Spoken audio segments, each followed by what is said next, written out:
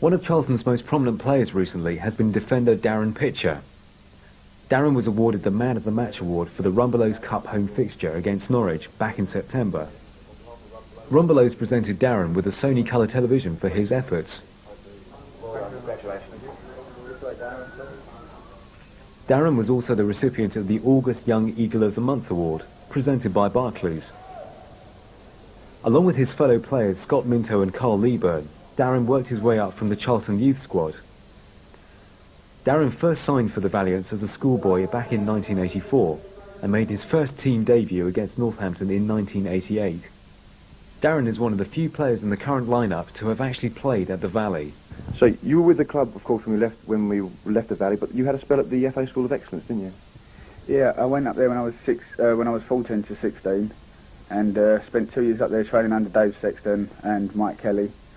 I think it did well. I mean, there's still another couple of people in the youth team now that have come from the school as well, and they seem to be doing fairly well at the moment.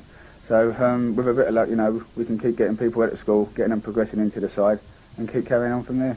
Are there any players in league football at the present time that were with your class at the School of Excellence? There's a couple. There was a lad who played against the other week, Ian Chapman at Brighton, and there was another lad that came on, Jason Beckford, who's Darren Beckford's brother, who was now on loan at Port Vale. And the main two, really, Mark Robbins, who's at Man United, and John Everall, who's at Everton. Of course, you had to wait quite some time for your first team chance, didn't you? Yeah, I got it last season. I came on a sub against Swindon at home, which was the first game, which would have been in '89. But prior to that, I had a game in '88, and I only played one game that season, which was against Northampton, in the Little Woods Cup. When Lenny left in the summer, I mean, obviously it was a great deal of upheaval. Did you really think we'd be doing so well at this stage in the season? I thought we had the players to do well, but I mean, obviously with Lenny going, it left the club in a bit of trouble. I mean, people didn't know who was going to be taking over or what players were still going to be here if new management came in. I mean, lucky for the club, they got people inside the club to take over, so people like Stevie Gritt and Alan Kirby, you know, the players that was here, and they've kept most of them on.